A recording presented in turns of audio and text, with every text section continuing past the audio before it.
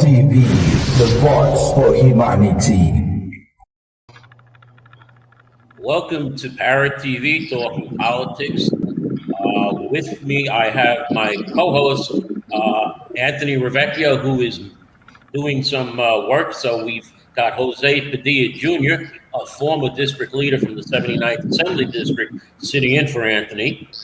And we're waiting for Dion Powell, our normal co-host, to join us. Would you like to talk a little bit about this? Oh, pardon me. And we have Carlo Parcelli, a world-renowned journalist. And he will be starting off the show, and I see Dion is with us.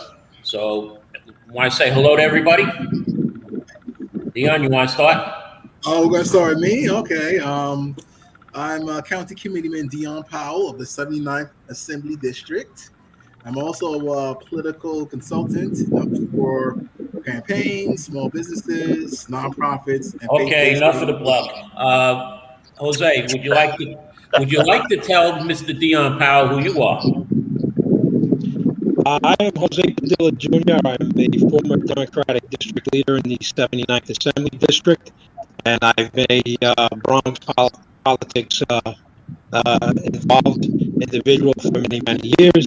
I've served on community boards and was chairman of the law enforcement committee for Bronx Community Board 6, and I run for various elected offices here in the Bronx. Dion, it seems like you got to work your way up. Community board, district leader, and then run for the assembly, not just run for the assembly. And let's have Carlo Parcelli, our guest, introduce himself and what he does. Well, my name's Carlo Parcelli, and I'm been involved in alternative left-wing politics for, as you can see by my appearance, for a number of decades, and I'm well versed in U.S. foreign policy, primarily.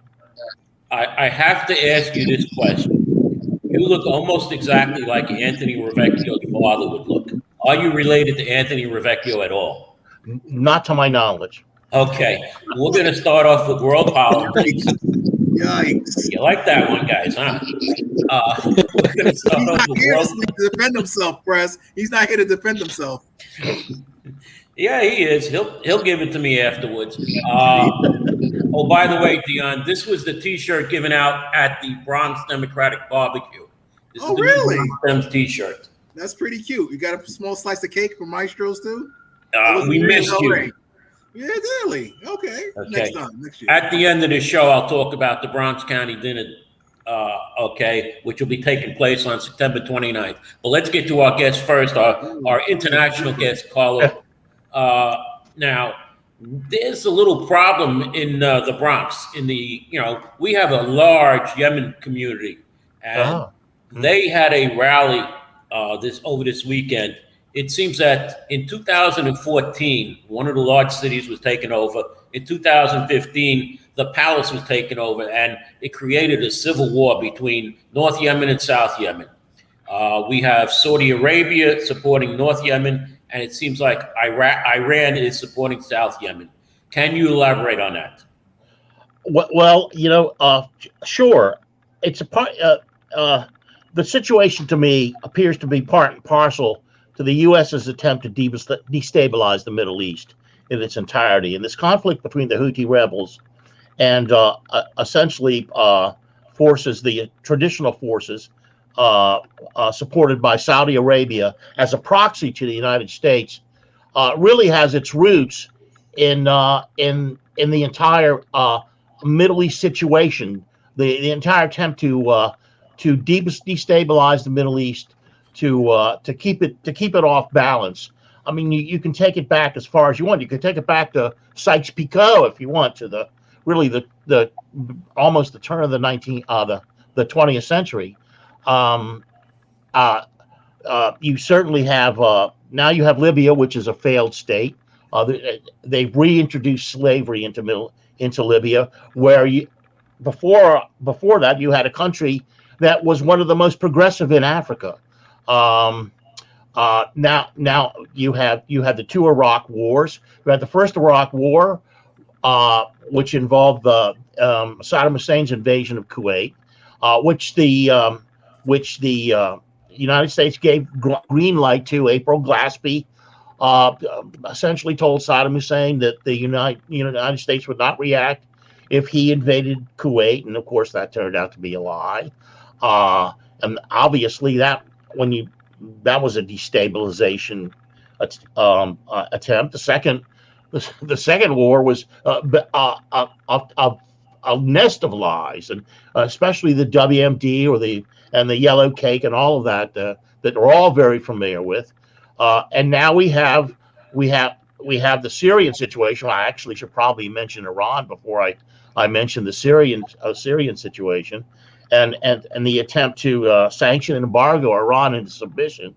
Iran being allied with the Houthi rebels, and then also North Africa in general, especially Egypt, where let's move to Afghanistan. What was your opinion? What was your opinion of the withdrawal or the control of Afghanistan, and then the withdrawal by President Biden? Well, I think that all of this talk in the U.S. press about we lost in Afghanistan or we've abandoned Afghanistan, I think that it was all about money, and so it was a success for the arms dealers, and they seem perfectly happy to have at this point withdrawn and from a 20-year, essentially a 20-year conflict, and they're moving on. There's been increased bombing and drone strikes in Somalia. I was just reading an article about Nigeria and stepping up involvement in Nigeria against Boko Haram, and an increased militarization of Africa through AFRICOM, which Liberia gave its blessing to the United States to move in quite some time ago. I don't know the exact time, but so the arms dealers, as long as they've got a market for their product, and during the Obama administration, they ran out of bombs at one point to use. Okay, let me stop you there then, and let me ask you what you thought of Donald Trump's administration, because we had no wars during Donald Trump. People hated Donald Trump, but he had no wars. He did the old Teddy Roosevelt thing using the big stick. Do you think he was successful in his policies? That's an important question, an interesting question, because it has domestic ramifications. Trump's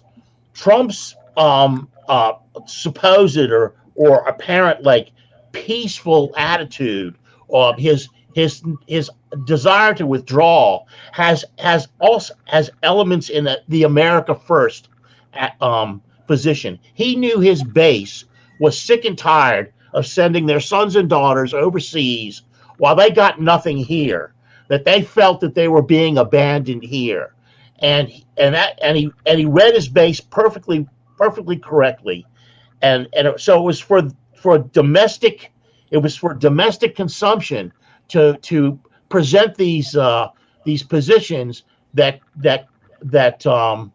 at least on the surface appeared to be ones of withdrawing, almost a libertarian position, almost a Rand Paul position. Libertarianism, love it. Yeah, Add in if you want.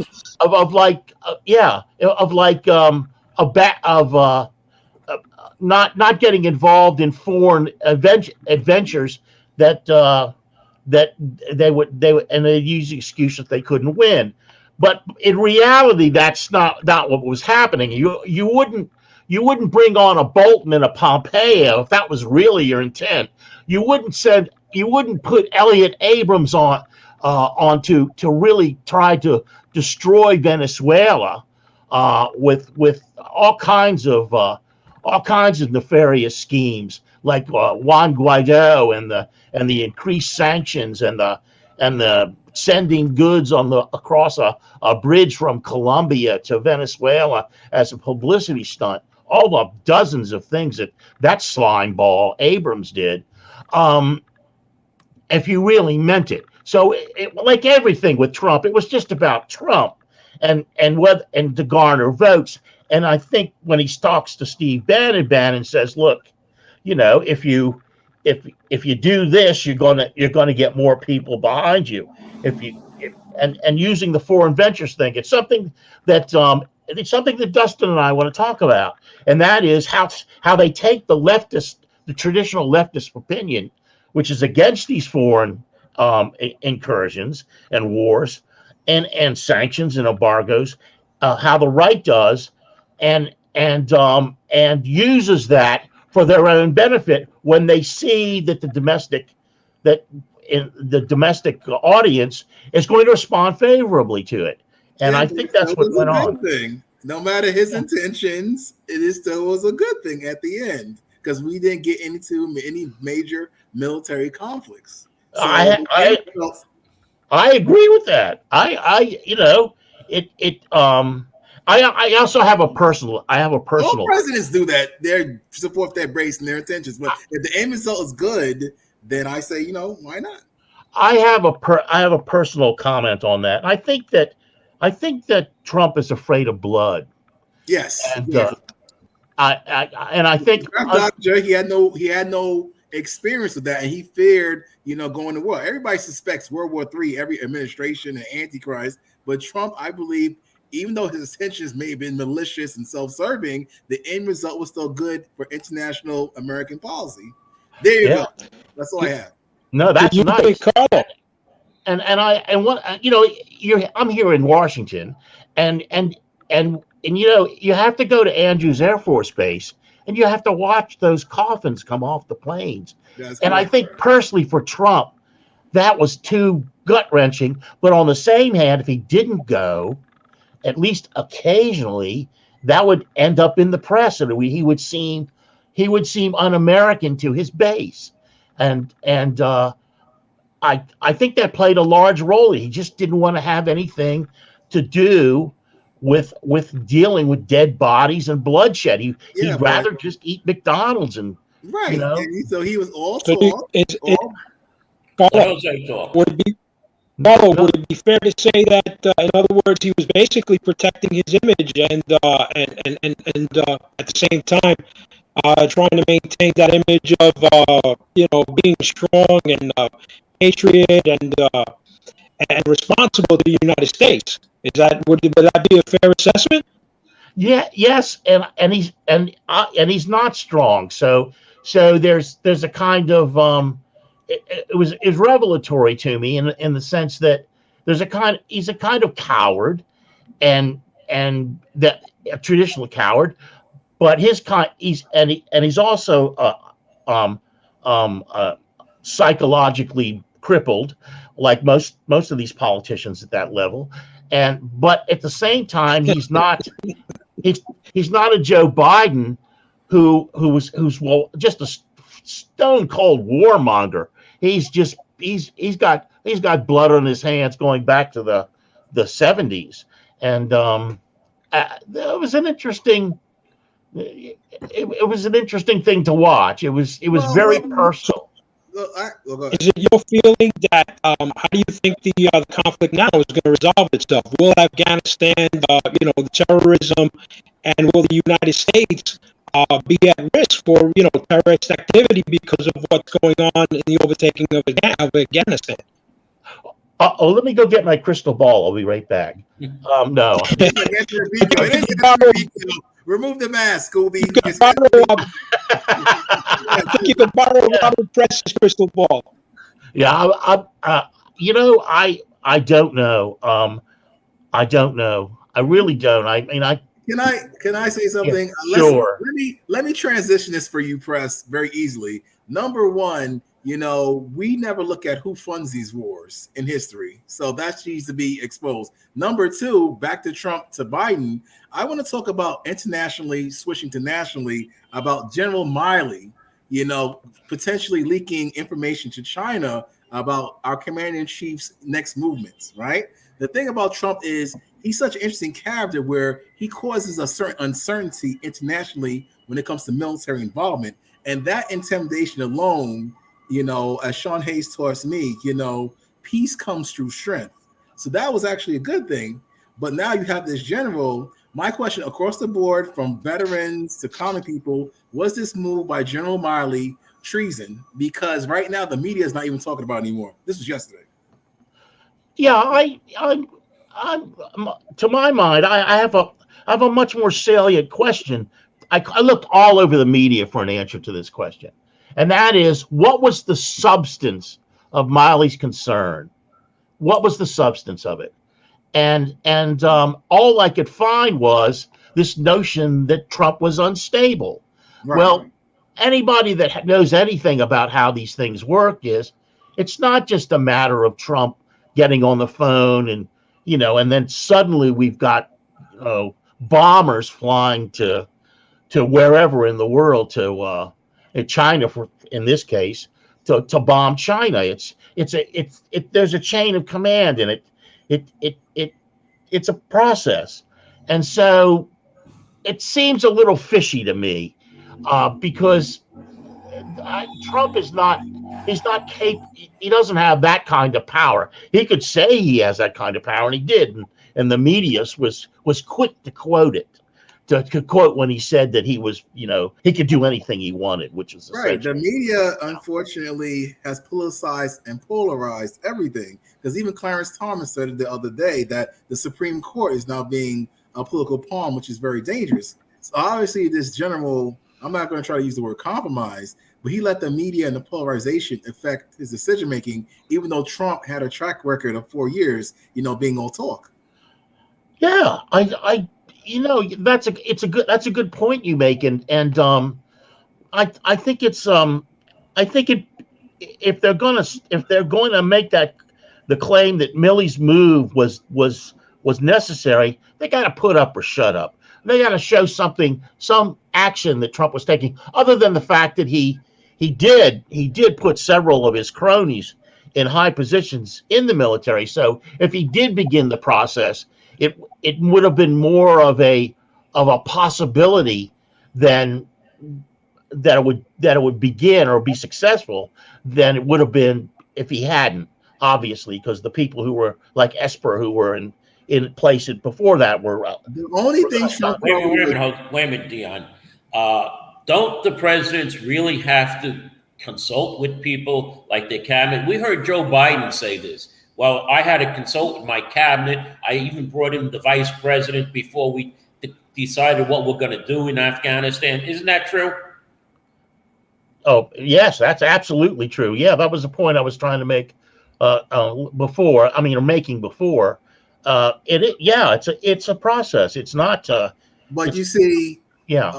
Sorry to cut you off, but Trump actually, as Robert Press likes to say, throws a monkey wrench in that process, where he's not scared to fire anybody and then blame them. And that's what's so interesting and dangerous about Trump. And I'll say it publicly, what I liked about the guy. He was all about loyalty to himself and serving, but all he did was just fire people. And he just said, "Oh, I'm draining the swamp." But even still, he wasn't a warmonger. That's what I think.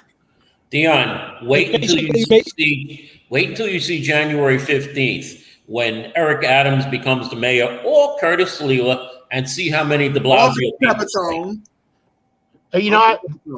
So I have a question for Dion. Yes, sir. He's not a warmonger. We had January 6th so here. We agree.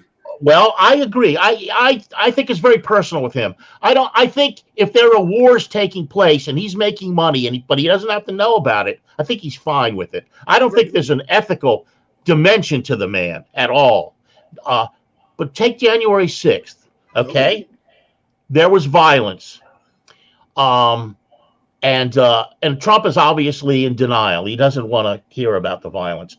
But do you think that if that kind of violence blows up, say to this is pie in the sky, but we're here, we're talking about it, but blows up into some kind of civil, very violent civil unrest, with a kind of Trumpian side, people who were continue to champion Trump. Do you think Trump will be able to? Do you think he will back that bloodshed? Do you think he'll put up or shut up? What do you think would happen in those circumstances? Well, just like any narcissist or megalomaniac like myself, he'll incite, but then he'll deny everything at the end. That's simple for him, you know. But anything that achieves his means at the end, he'll be happy with. For example, the end result of this still turns positive for Trump because he can still spin it for his 2024 election because his base is still emphasized because the media and everybody else is still trying to put the squeeze on these people and their energy, but more of it slips through their fingers. So the more incompetent Joe Biden looks, Trump can put a positive spin because he knows how to play the media. He does. Oh gosh. Okay, so let me put in then, why did all these riots all of a sudden stop when Joe Biden came in? There were riots galore when Donald Trump was president, but we really haven't seen any. And some of these incidents that happened before when Trump was president are still happening. Black men are still getting killed by cops, but we see no riots. Only when Trump was president. How come? Bob, that is, it's a very small percentage. When it comes to police departments, killing any black man or Hispanic man, it's a very low percentage. It doesn't happen on an everyday basis. I mean, you have to look at the statistics, Bob. No, yes, it does. It does. It happens often, and it's not reported. The media essentially is first you got the media. The right wing media has a quagmire. Fox News and the smaller networks, when that comes to that kind of reporting, they have a serious problem because they don't want to report on police violence because their whole contention is, well, it really doesn't exist. It's an exaggeration.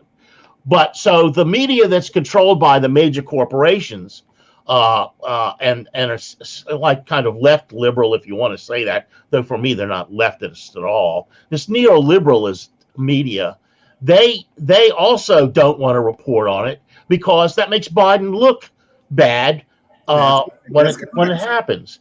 And they're also not reporting on the riots that are actually occurring. There are riots daily. Portland, Oregon. Portland, right, exactly. Portland. Before we get across stuff, my thunder. Yes. We have to take a break right now for about a minute. Okay, so sure. I've been told we have to go to.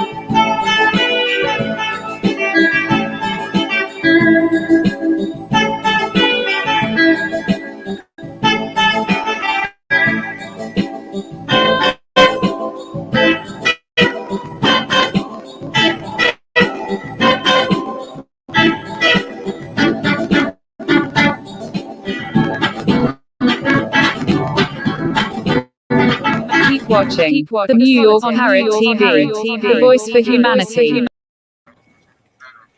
All right, I gotta go. Hey, we're back. We continue our discussion, but let's wrap this up because we have a lot of local issues on the state and city level. So. Bob, I just have one question. So, in terms of Biden's latest poll numbers, which was there 1,005 adults a poll between September 15th and September 16th on a Reuters and Ipsos poll, his numbers are 44% right now of approval.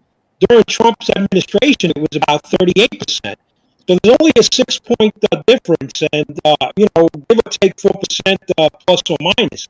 I mean, how do you look at both presidencies during their terms? Well, I think this is. I don't really put much stock in polls, but I think this is really a time when no one's going to have a high popularity poll. You're in the middle of a pandemic. The economy's up in the air.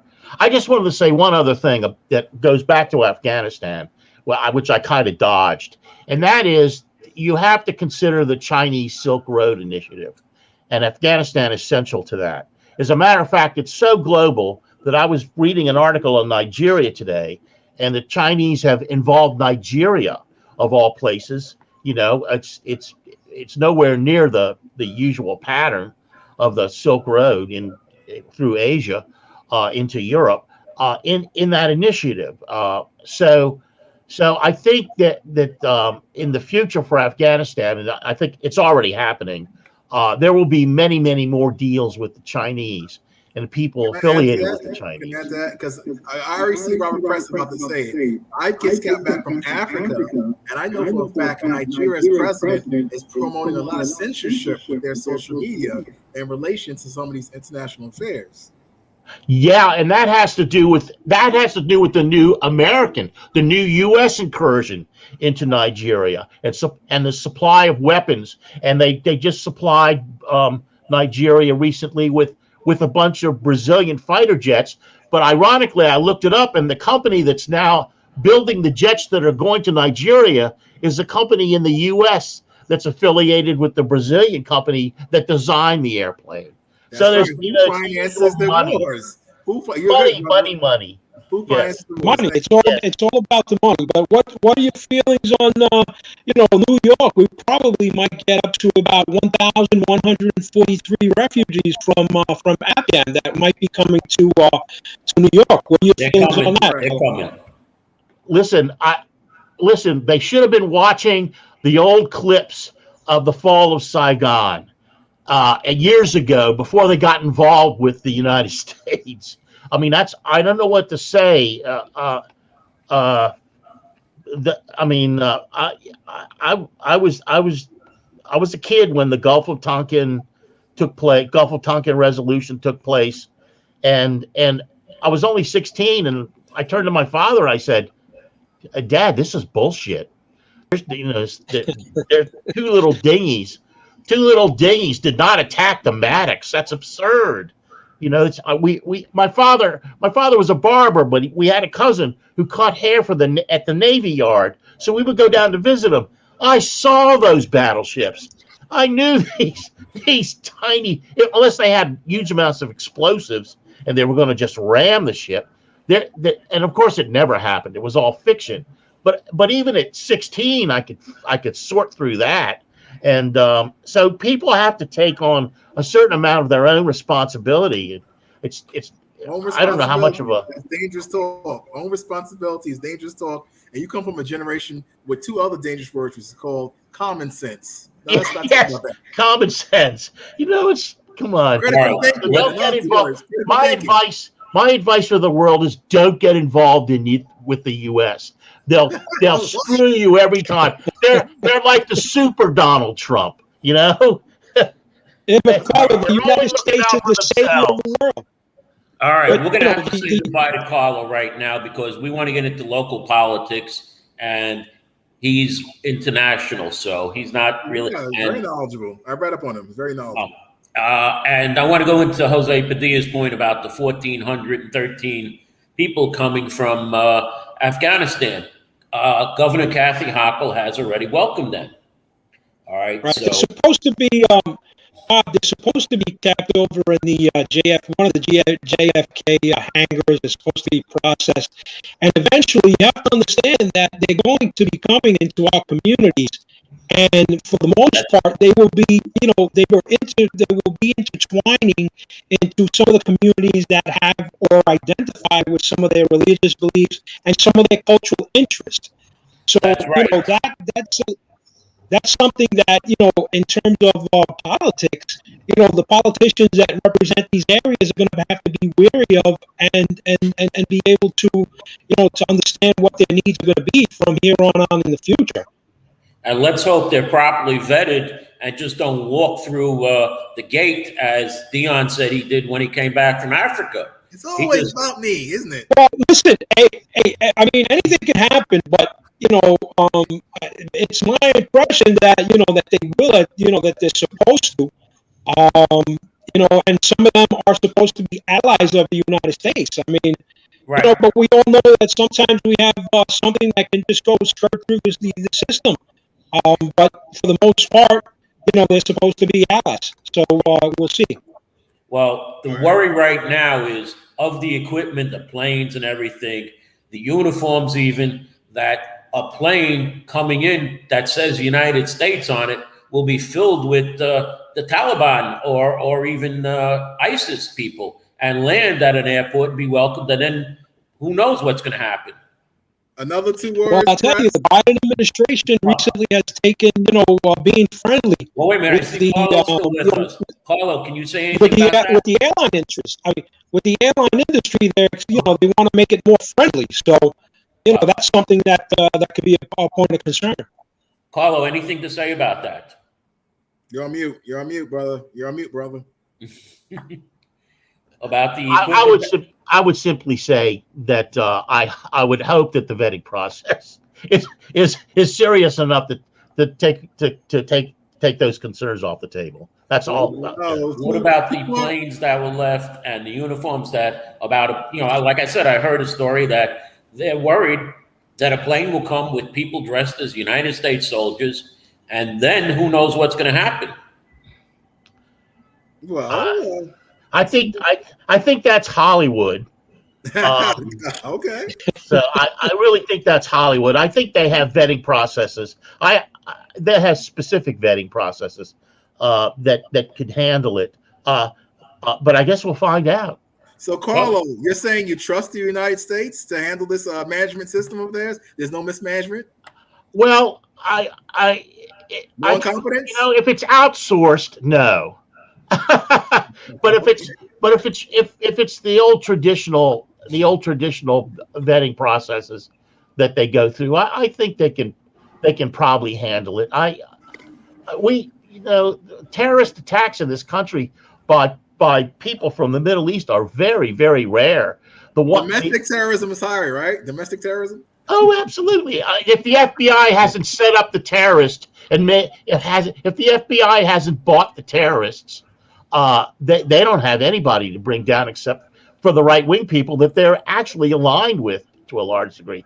So, I mean, these arrests of these that are made from the FBI stings, the FBI created those people.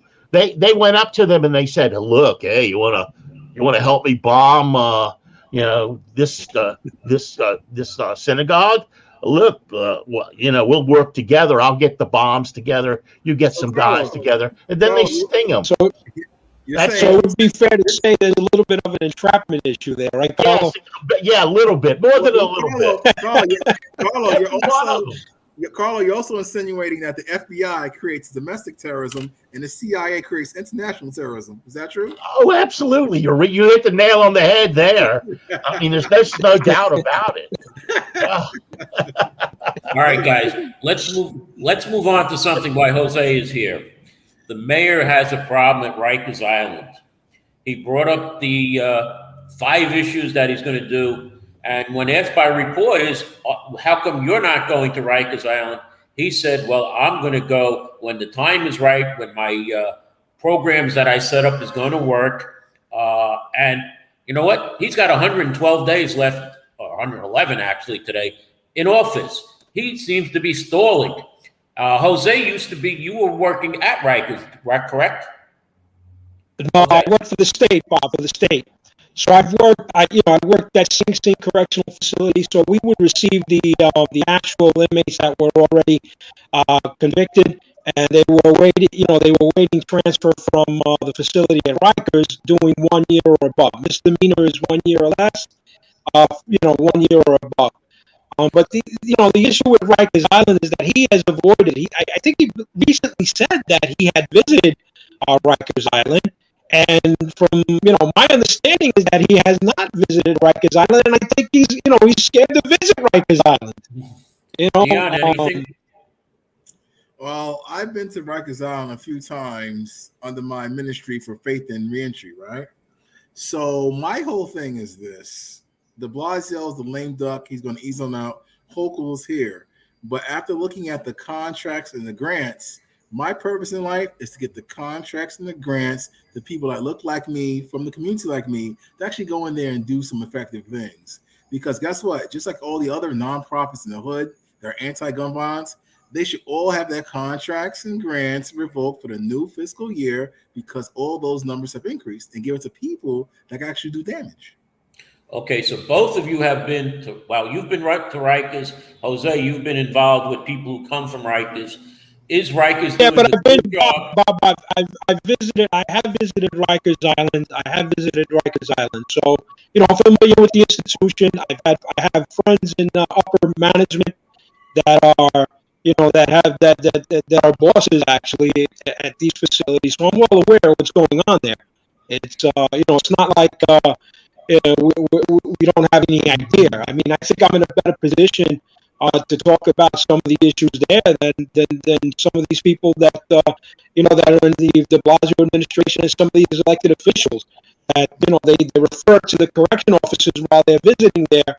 Because they're scared of their own shadows, Bob. Well, I'm going to say that I get to ask De Blasio questions when he takes them. Show us your legal shield. Shield. I don't have it with me, Dion, my press card. Undercover. All right, I'm in my studio here, as you see. It's a different studio. Yeah, I hear the echo, Brand new right? studio. But now you threw me off track. But you asked De Blasio a question under your press pass auspice. Okay. About why there's so many more homeless people. Okay. And he said that we have more single adult men and women who are now homeless. And he actually almost said, because we opened the doors to Rikers Island. And I want to hear from both of you. How many people were kept in Rikers Island because they couldn't afford the bail? They were put in with $100 or $200 or even $500 bail. And these were actually homeless people who were stuck in there because they couldn't raise the money. How many were there? You guys would know. You have to understand there's two issues here, Bob.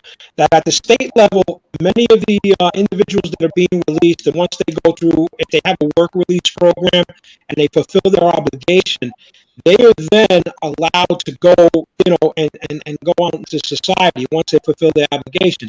The vast majority, some of them are homeless, or they go into shelters, and they are not able to, to maintain themselves there. So that's a problem. But in terms of, the individuals, it's been my understanding for many years that an individual that's out on the street would much rather commit a crime to go into the system as a homeless individual, because they get 3 meals, they get, in some instances, it may not be the best health, the health protections that they get, but they do get something. So they much rather be in that position. And it's also been my understanding for many years that some people go in and listen, they commit a small crime, they get a 6-month sentence, they come right back out during the summer, and then they spend their entire summer out on the street. And during the cold winters, they'll go back into the facility by committing a small crime. These are real life issues, Bob. Dion, anything? Yeah, well, with the current bail reform, some people say it's a revolving door because of that reason with the whole Browder situation years ago. But back to your friend De Blasio, now Kathy Hochul is making him look a little silly because De Blasio is getting pressure to release even more inmates into the public because of the inhumane conditions. But I think the recent article that came out today is that Governor Hochul is going to release 191 Riker inmates and detainees for the same kind of logic that we're talking about. Well, I'm Is gonna. that's she's going to be signing the Less is More Act, which in some cases, some of these individuals that have been picked up have been, processed through, and they were there for parole or violations, and they await a hearing to decide whether they're going to go back to the state. The issue with the bail reform law, remember that under the bail reform laws, the city of New York was to establish a program where they monitored the vast majority of these individuals. And, de Blasio is saying, hey, listen, we are monitoring them. But the realistic aspect is I think they're doing a very bad job of monitoring these individuals because, they're going back out, and I believe 66% of them are committing crimes again.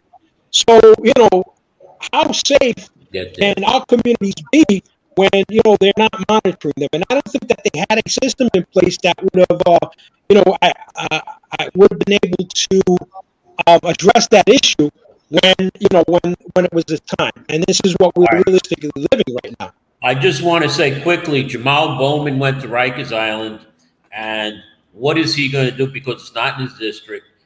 Congresswoman Ocasio-Cortez, I believe, has it in her district, and she didn't go, but she's doing other things, as we saw. I saw Congressman Bowman have a town hall meeting about his visit to the South, with the borderline. And I don't know. I asked him questions, and I got no answers about it because it seems he did the same thing that Congresswoman Ocasio-Cortez did 2 years ago. And now under Joe Biden, it seems the conditions are the same or even worse. But we have to go to a break right now, and we'll be back right after the break to talk local politics. And yes, Dion, you could show your redistricting maps.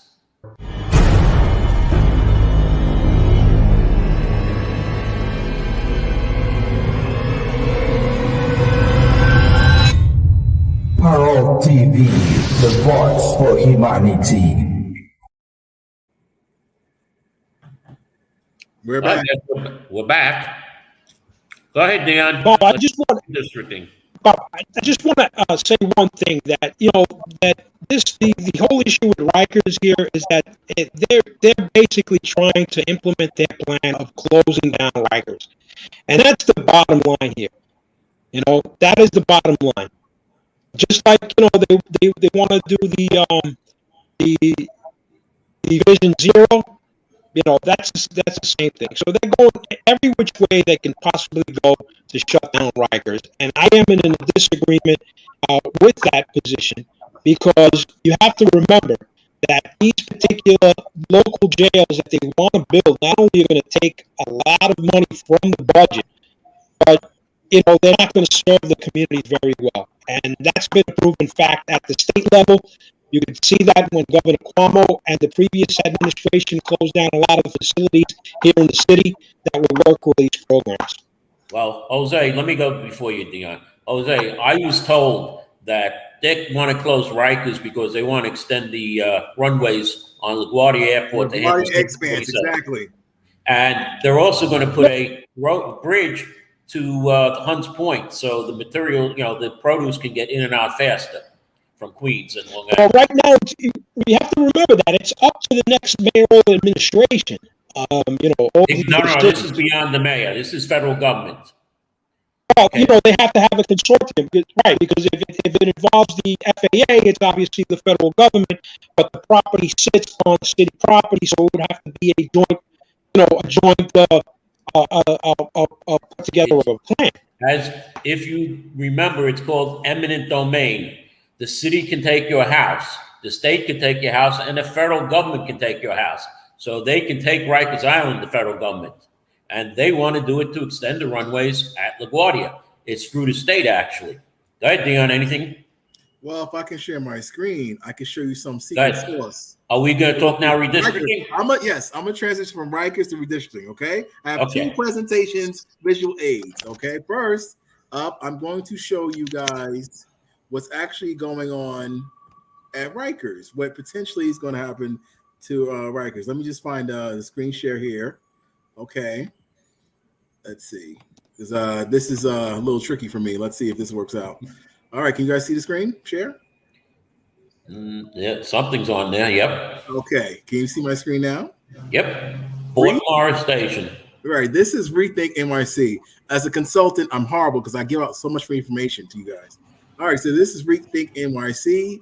This is the potential hub, Fort Morris Station. Oh my God, what do we have here? Rikers Island, where is that? So like Press said, this is the new airway they're trying to build to connect many veins of the Metro North to the Long Island Railroad and beyond. So you guys can come to this website and actually see what's being proposed here and what the long-term end game, as they say, can happen, right?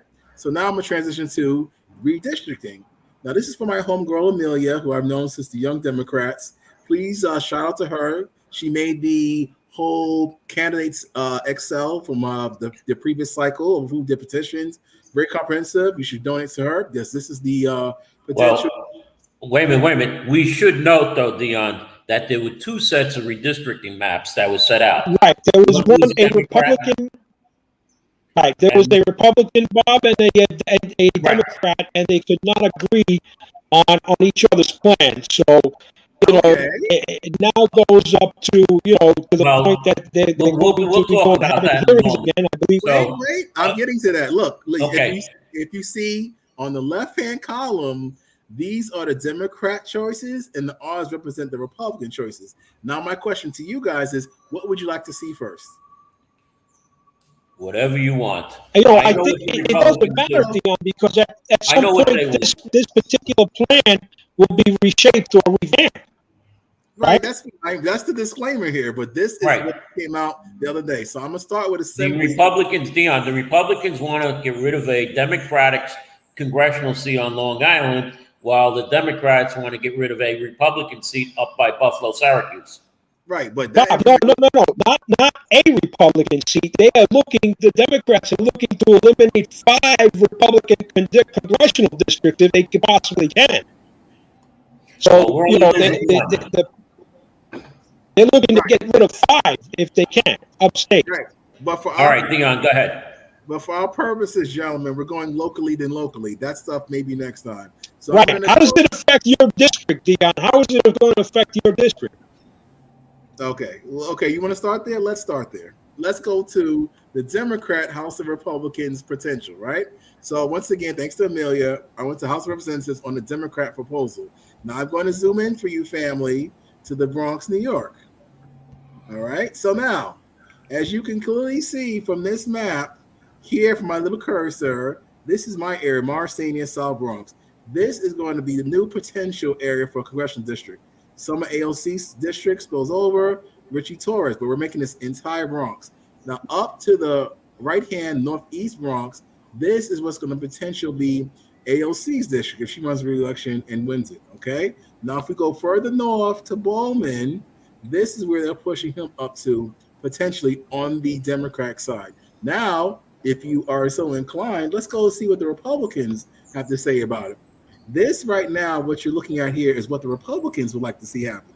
The Republicans, if I could zoom in thusly, like Al Roker, my father, this is what the Republicans want. They want this whole side here in the South to extend to Randall's Island and Rikers Island to be back in the Bronx for the congressional district, but they want to mess with AOC and make her have the entire Bronx from northeast to northwest and also contained in the Bronx as well, as you can see. Then Bowman's up here. SBI might be over here on the left side. And that's what they're talking about. Well, no, that would leave Richie Torres where he is, basically, maybe going to Manhattan. Right, over here. Have AOC go up into Co-op City and SBI into Riverdale. Right, that's what the Republicans would want to see on the congressional side. Now, if we could take it a step smaller, we go to the state Senate races. Right, so these are the potential Democrat state Senate lines, as you can see here. All right, so right here in the South, this will be a new potential state Senate district, which will encompass, let's say, the incumbent Sepulveda, but push him further west and north, right? This entire section. Well, in this section here, this cuts off Gustavo. But over here on this side, State Senator Jose M. Serrano, his district gets chopped up and pushed entirely into the Bronx, merging over here to North Bronx.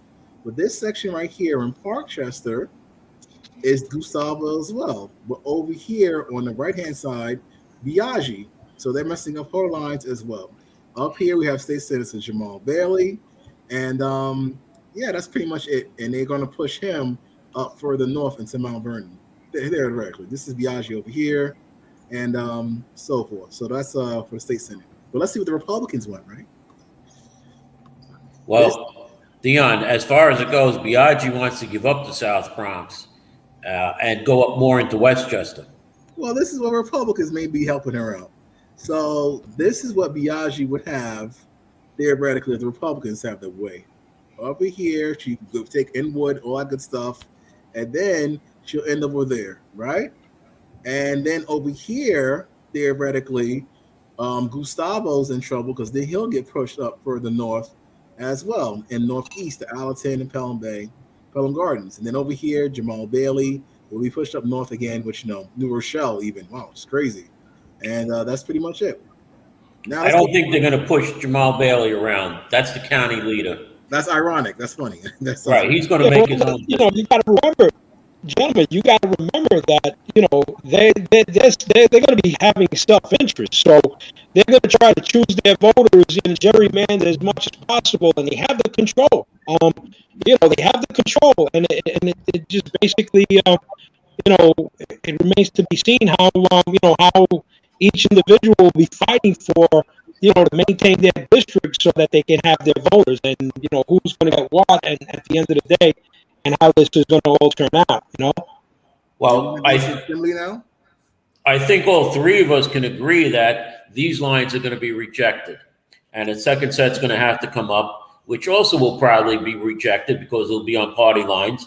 And what that means is that the current elected officials will redraw their own lines. Are we in agreement to that? Well, yeah, they'll submit it, and because remember that the state is basically, overwhelmingly Democratic. So and the state legislature is basically Democratic. So they're going to, to have their own interest, and they're going to push for that. In terms of looking at it from the Republican side, the Republicans would have to kind of, give back a little to get something in return. Now, with that being said, what the Democrats have to worry about is that, what we have going on right now in terms of the society. So if voters continue to become, actively smart about what's going on in terms of crime and the social issues, that may affect, the elections coming down the path. But that doesn't mean to say that the Democrats are not going to, do whatever they can to basically maintain their districts and their self-interest. Do you want to see the assembly potential or no? No, not really. We know what they're going to be. Okay, well, there's no more visual then. Kill one. Okay, because we're running out of time here. We only have a few minutes left. I want to plug the county dinner on December 29th at Marina Del Rey. It's going to be the Democratic Party. They're going to have Bronx Democratic Party. Governor Kathy Hochul will be there. Brian Benjamin. You can check my blog to see who's going to be there, who they're honoring. What's your blog called? What's it called? It up again. What's your blog called? 100%. www.100%bronx.blogspot.com. Yeah, I see you're trying to struggle memorizing that. But I wonder if AOC's ticket will be comped like her dress. How come we're not talking about AOC's dress? Isn't that nice deflection? AOC's dress? You want to talk about the dress? I'll show you the dress. It's nice. I know what it was. Yeah, she received a lot of criticism, for that, And she received a lot of compliments, too. From you, mostly. It depends on what your interests were at that time, Oh, my God. Look at this. Wow, AOC. Oh, my God. Wonderful, wonderful AOC. Why we're all poor here in the Bronx. Good job. Here's an interesting question. What's his name? Assemblyman Victor Pichard was supposed to resign on the 13th. The 10th. Has he? The 10th.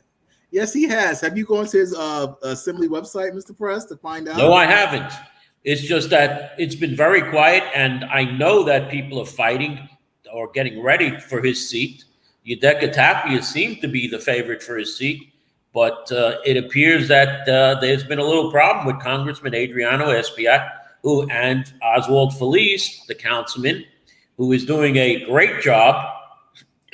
Oh, wait a minute, I almost choked there. And they are putting up another candidate. What's that? Let's not go there, Bob.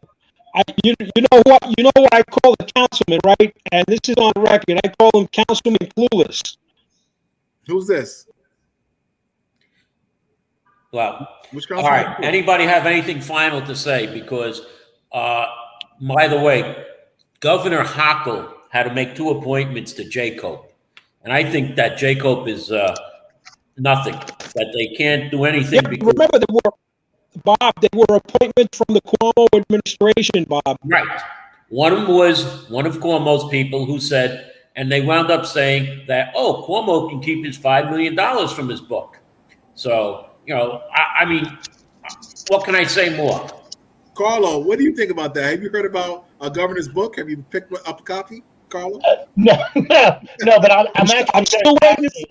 because I'm used to dealing with national borders, and your discussion of the redistricting is fascinating to me. I can listen to it all day. We'll see how they redistribute you And out. Rikers too, and the Rikers situation too, which has national implications, of course. It happens after every census, 10 years, after every 10-year census, the state assembly and Senate lines have to be redrawn accordingly. And New York City gained about 500,000 people, while upstate New York lost about 600,000 people. So that's why we're losing a congressional district, because we've lost 100,000 people. And press, remember, maybe you should tell them that next year in 2022, when the new lines eventually get approved, the incumbents have to, run for office under the new lines, correct? Correct. And anybody can run for any district. And if you win, you have to move in within 30 days. The only thing for Assembly and State Senate is you have to have 5 years residency, which, one of your opponents, Dion, didn't have. He only had 3 years residency. So how did he stay on the ballot? Who, Elvis? Yeah. Yeah, well, if I was George Alvarez, I'd be furious at that guy. Disgusting. Yeah, Bob, I think that was a lack of research by a lot of the candidates. It was probably so busy, engaging in their campaign that they don't pay attention to detail.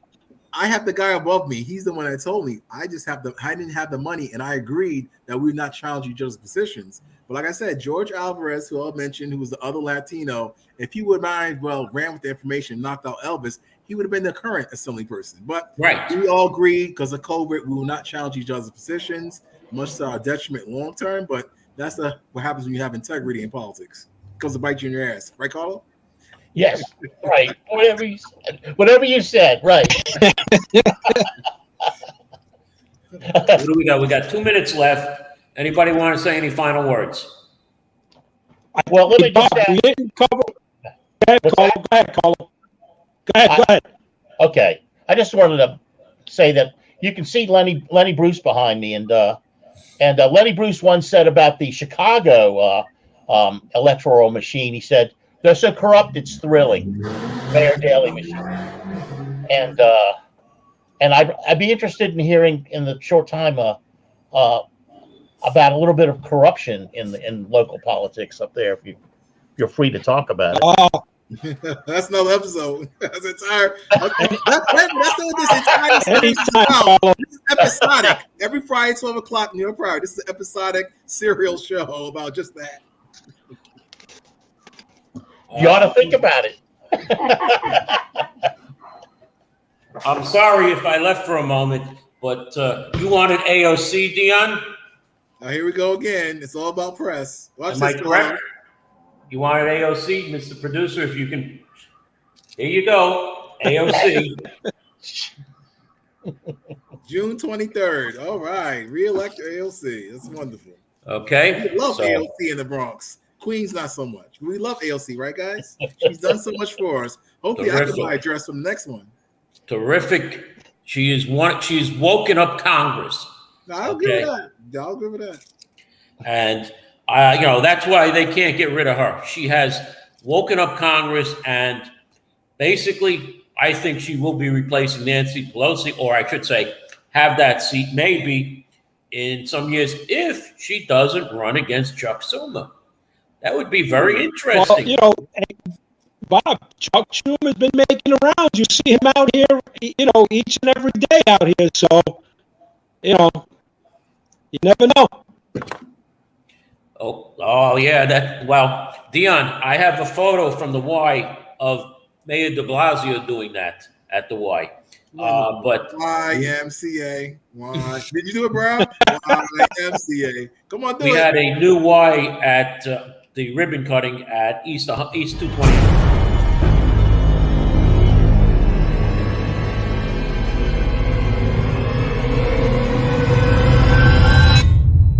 Parole TV, the voice for